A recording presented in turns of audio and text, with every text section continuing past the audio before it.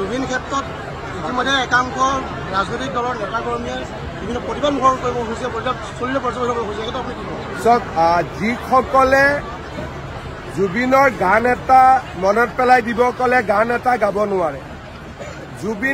জুবিনৰ কোনোদিনা ফাংচনতো অহা নাছিল। তেনেকুৱা এচাম মানুহক কংগ্ৰেছ অখিল গগৈয়ে সমাধিস্থললৈ লৈ আহে। তাৰ ফলত প্ৰকৃত অনুৰাগীসকলে তাত প্ৰৱেশ কৰাত কষ্ট পায়। আজি বিশেষকৈ মিয়া সমাজৰ এচাম মানুহে অযথা গধূলি তেওঁলোকে জুবিনৰ সমাধিত আহি জুবিনক কষ্ট দিয়া কামটো কৰি থাকে। কাৰণ জুবিনৰ যদি হুৰ হুৰ হুৰাই দিয়ে গানটো মনত পেলায়, বা জুবিনৰ যদি ইণ্টাৰভিউটো আপোনালোকে দেখিব তেওঁ কিমান দুখ কৰিছিল যে অসমত কিমান মিয়া সোমালে বুলি। আজি কংগ্ৰেছে জুবিনক ৰাজনৈতিক উদ্দেশ্যত ব্যৱহাৰ কৰিব খুজিছে। বিজেপিয়ে প্ৰতিটো পদক্ষেপতে জুবিনে যাতে প্ৰকৃত সন্মান পায় তাৰ বাবে চেষ্টা কৰিছে। এপ্ৰিলত ইলেকশ্যন হৈ যোৱাৰ পিছত ডুপ্লিকেট জুবিনৰ অনুৰাগীবিলাক নোহোৱা হৈ যাব।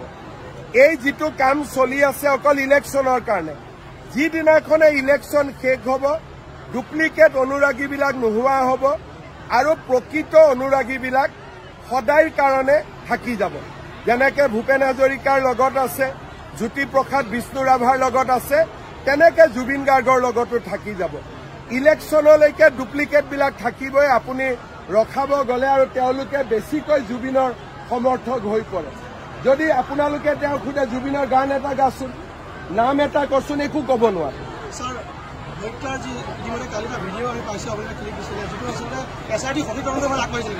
SIT-য়ে বহুত ভাল পথত আগবাঢ়িছে। বহুত ভাল তথ্য, বিস্ফোৰক তথ্য আমাৰ হাতত পৰিছে। আৰু মই ভাবোঁ যে 10 ডিচেম্বৰৰ ভিতৰত 17 তাৰিখে লাষ্ট ডেট, তাৰ আগতে মই 10 বুলিয়ে মনত ভাবি থৈছোঁ। জুবিনৰ ঘটনাক সম্পূৰ্ণ ৰাইজৰ সন্মুখলৈ আমি আনিব পাৰিম। ক'ৰবাত অসমৰ ৰাইজ আচৰিতো হ'ব, অলপ দুখো পাব, কষ্টও পাব, লগতে খঙো উঠিব। গতিকে মই ভাবোঁ যে 10 তাৰিখৰ ভিতৰত, 17 তাৰিখে লাষ্ট ডেট, 10 ডিচেম্বৰৰ ভিতৰত জুবিনক ন্যায় দিয়াৰ যিটো আচল পদক্ষেপ SIT চাৰ্জশ্বীট তাক আমি দাখিল কৰিম। আৰু ৰাইজে এক প্ৰকাৰ ক'ব গ'লে বহু বছৰ জুৰি জুবিনৰ লগত হৈ থকা বহুত দুখ আৰু বেদনা ভৰা কাহিনী গম পাব। 100%। হিমন্ত বিশ্ব শৰ্মাই যদি কিবা এটা কাম হাতত লয় তাক চেচ নোহোৱালৈকে মই নেৰো। যিবিলাকে চিঞৰি জুবিনৰ ন্যায় বিচাৰি আছে, আৰু মই দিনে ৰাতিয়ে নোখোৱাকৈ কষ্ট কৰি আছো যাতে জুবিনে ন্যায় পাব পাৰে। SIT-ৰ মেম্বাৰবিলাকে কষ্ট কৰি আছে, পুলিচে কষ্ট কৰি আছে। কাৰণ আমি অসমীয়া মানুহবোৰ হলো জুবিনৰ প্ৰকৃত অনুৰাগী, আৰু সেইকাৰণে জুবিনক ন্যায় দিয়াটো আমাৰ দায়িত্ব।